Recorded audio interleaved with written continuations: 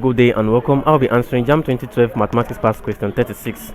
A man stands on a tree of 150 centimeter high and sees a boat at an angle of depression of 74 degree. Find the distance of the boat from the base of the tree. Now, a man stands on a tree. Let's assume this is a tree. And the tree is 150 cm high. Now, he views the world. He sees a boat at an angle of depression of 74 degree. Now let's assume this is the angle of depression of 74 degree, and this is the boat here.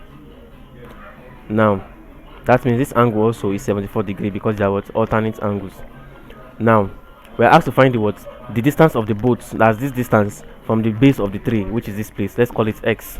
Now looking at this, we have that this is our angle here of depression. Now this is the height of the tree, and this is the distance. So now we can simply say that tan theta is equals to 150 all over x, meaning that tan 74 degree is equals to 150 all over x.